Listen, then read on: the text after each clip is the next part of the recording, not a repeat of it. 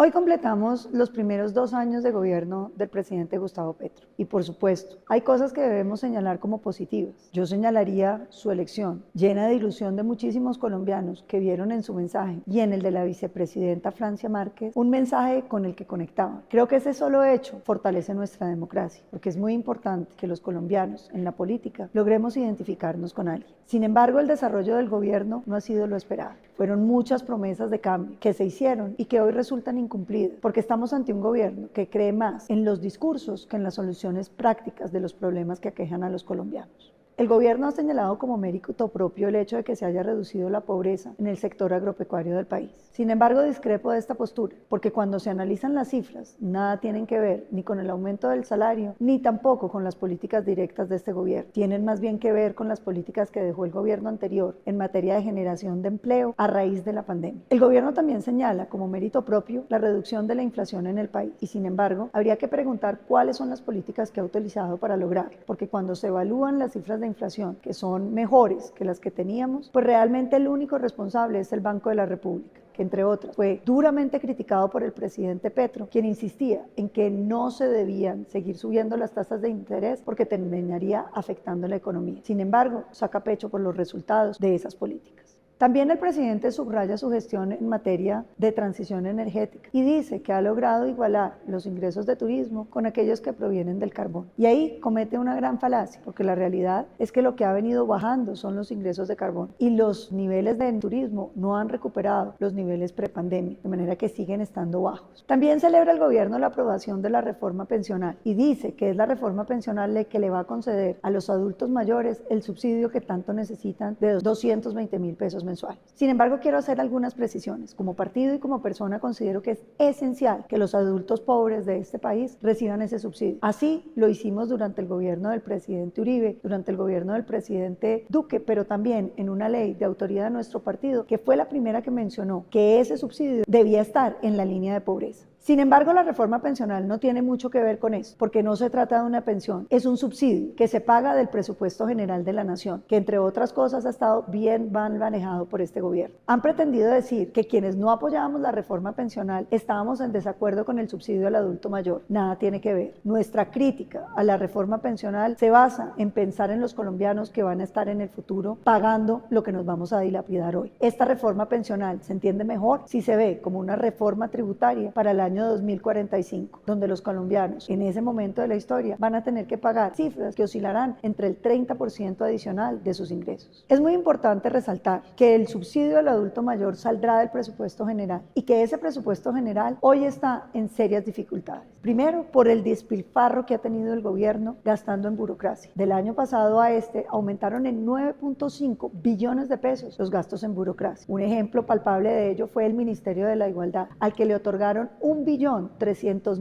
millones de pesos, de los cuales 900 fueron para burocracia. Y sin hablar de la pésima ejecución que ha tenido el gobierno. Una ejecución tan baja que nos pone en los mínimos históricos de ejecución del presupuesto nacional, porque como decíamos, una característica de este gobierno es hablar mucho, pero tener unas manos muy pequeñas a la hora de ejecutar. Celebra el presidente Petro la incautación de cocaína, 739 toneladas de cocaína, que son una cifra récord, sí, son un poco menos de 100 toneladas de lo que se incautaba durante el gobierno Duque, pero lo que es grave es que han dejado que la cocaína prolifere en el país. Los cultivos ilícitos están al máximo y como se suspendieron todas las demás acciones contra la droga, tales como la erradicación, la persecución, la destrucción de laboratorios, estamos viendo que la cocaína disponible se ha disparado. Cuando la cifra de incautaciones se compara con la de cocaína disponible, lo que vemos es que solo se está incautando el 0,38% de cada tonelada de cocaína que tenemos en el país. Esta es la cifra más baja de los últimos 14 años. Y si bien la política de gratuidad tenía una intención muy noble, que era que todos los colombianos tuvieran acceso a la educación pública gratuita, lo que ha terminado pasando es que los jóvenes de más ingresos, porque el gobierno del presidente Petro concedió que los jóvenes de estrato 4, 5 y 6 pudieran ir de manera gratuita a las universidades públicas. públicas. Eso que parece un gran logro y que hay que reconocerle la intencionalidad de garantizar la educación a todo aquel que la quisiera, terminó siendo una política que perjudica a los más pobres. Porque lo que ha pasado es que los jóvenes, que por supuesto tienen mejor formación porque están en colegios de más calidad, en general privados, han ido cogiendo los cupos de las buenas universidades públicas. Y lo que ha pasado es que los jóvenes de menos recursos han tenido que endeudarse para obtener un cupo de calidad en universidades privadas. En materia ambiental, el presidente también se ha quedado con más discurso que realidades, porque habla del calentamiento global, pero no ha hecho las acciones que Colombia necesita, que empiezan por la mitigación del daño que el fenómeno puede causarle a los colombianos. Embarcó al país en la decisión de no prolongar contratos ni de exploración ni de explotación de hidrocarburos, sobre la base mentirosa de que así contribuiríamos a disminuir el calentamiento global. Colombia produce solamente el 0.54% de las emisiones de efecto invernadero del mundo, de manera que si borráramos a Colombia del mapa, las emisiones de calentamiento global se mantendrían absolutamente estables. Pero tampoco es cierto que por renunciar al gas y al petróleo colombiano vayamos a contribuir al mundo, porque simplemente vamos a comprárselo a otros países que lo van a producir y nuestras emisiones seguirán siendo exactamente las mismas, con una diferencia: menos empleo y menos recursos para los colombianos. Y por supuesto con mayores costos para la tarifa de cada ciudadano. Colombia lleva una larga ruta de transición energética. Hemos tenido biocombustibles que han logrado detener la emisión de muchísimas toneladas de gases de efecto invernadero. Hemos apostado por proyectos de energías alternativas. Tenemos una canasta energética basada en energías limpias, como las energías hidráulicas de nuestras hidroeléctricas, que nos garantizan que no estamos emitiendo para contaminar el planeta. Sin embargo, las apuestas del presidente en materia energética dejan mucho que desear. No solamente las equivocaciones en torno a los hidrocarburos, sino la falta de acción de su gobierno para proteger proyectos que eran estratégicos en la generación de energías alternativas. Varios de los proyectos que quedaron hechos en el gobierno Duque a través de incentivos económicos que se aprobaron terminaron muriendo en este gobierno porque no hubo acompañamiento para las consultas previas, porque le subieron los impuestos hasta ser inviables esos negocios. Hay que recordar que la reforma tributaria de Gustavo Petro le puso más impuestos a las energías alternativas que al propio carbón.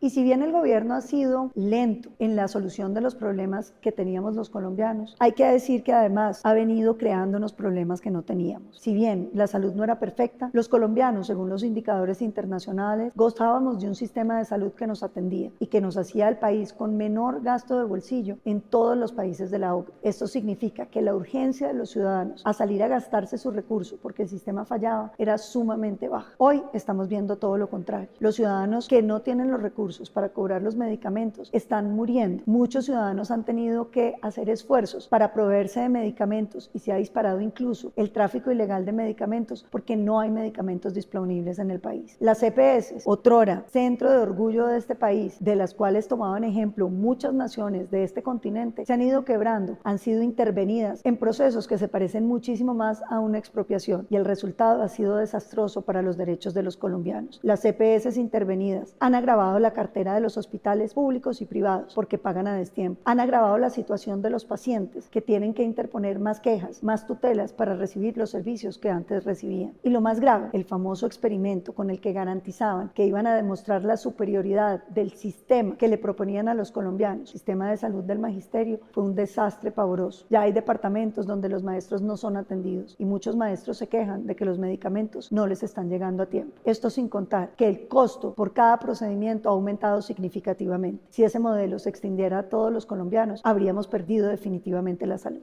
Esa característica del gobierno de Gustavo Petro de no reconocer lo que el país había logrado lo ha llevado a destruir mucho de lo que habíamos consolidado. El caso palpable de la construcción es evidente. Un programa tan exitoso como Mi Casa Ya simplemente fue modificado, llevándolo a una reducción de más del 50% en la construcción de vivienda. Por darles un ejemplo, en este solo mes perdimos más de 129.000 empleos que dependían de la construcción, cifra que va a seguir subiendo. Y los colombianos más pobres, no solamente agobiados por la falta de empleo, por la falta de oportunidades, por la violencia, también tuvieron que enfrentar el famoso impuesto saludable que los puso a pagar 15% adicional por una arepa, por una gaseosa, por unas papitas fritas. Esa reforma tributaria que también le arrancó a la economía 17.5 billones de pesos y nos puso con la tasa de tributación más alta de todos los países de la OCDE, 32.9, parece que va a ser reforzada con una nueva reforma tributaria que le quitaría definitivamente la capacidad adquisitiva, no solamente a cada colombiano, sino también destruyendo el sector privado, que ya este primer trimestre mostró cifras negativas que preocupan, porque si Colombia no crece económicamente, lo que sí crece es la pobreza, el desempleo, la falta de oportunidades.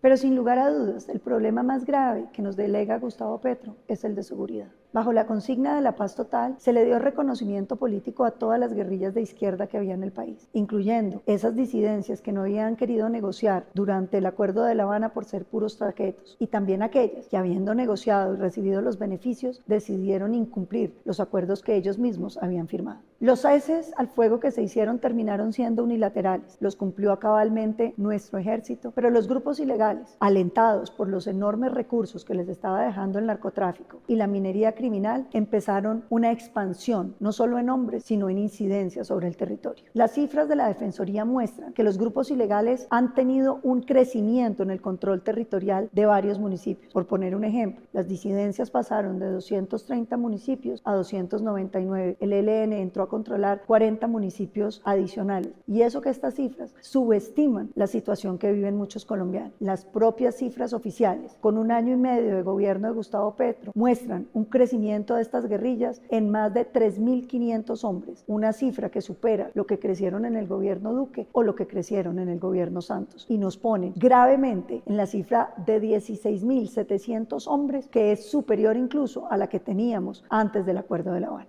El tema de orden público es un dolor nacional que va desde mi departamento del Cauca, uno de los más estropeados por la ausencia de control territorial del gobierno y la ausencia de respuesta a los grupos ilegales, hasta todos los departamentos de Colombia que hoy se sienten ahogados por la extorsión. Todos los grupos ilegales, incluso varios, le cobran extorsión al mismo tendero, al mismo ganadero, al mismo lechero. Estamos viendo los reclutamientos de niños en el Caquetá como si fueran incorporaciones regulares del ejército. Vemos en el Meta cómo cierran todos los comercios de un solo municipio para poder atender los reclamos de los grupos ilegales. Vemos en Nariño cómo los campesinos no pueden seguir produciendo por los elevados costos de toda esa extorsión, como en el Cauca la gente no puede salir de los municipios por los retenes ilegales y por la necesidad de cartas de autorización para la movilización. Hemos visto en el Huila cómo los presidentes de las juntas de acción comunal son obligados a sacar unos carnets que les entregan los grupos ilegales, cómo les requisan a los campesinos los celulares para garantizar que no tengan vínculos con la fuerza pública. Estamos viendo la descomposición social en el país llegando a unos extremos tales que los ciudadanos vuelven a sentir el miedo como el sentimiento predominante de su vida.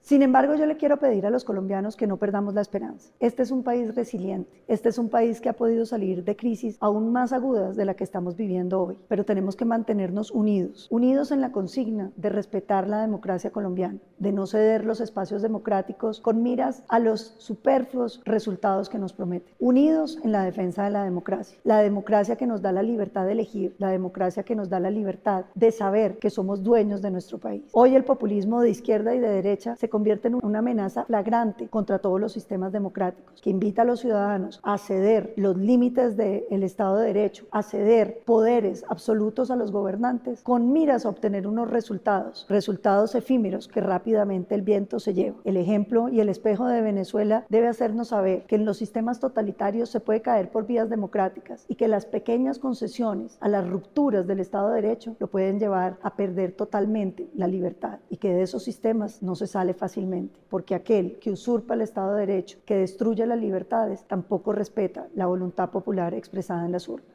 Y sin embargo, yo me encuentro optimista frente a Colombia, porque veo a los colombianos con ganas de seguir en este país, de trabajar todos los días con ahínco para que superemos los problemas. Y me siento como esos colombianos que todos los días se levantan con la ilusión de vencer las dificultades. Quiero que sepan que aquí estaremos en el Congreso, en todas las batallas, grandes y pequeñas, para defender lo que los colombianos queremos: una Colombia más grande, una Colombia más justa. Ese es nuestro sueño. No desfalleceremos, no desfallezcan ustedes tampoco.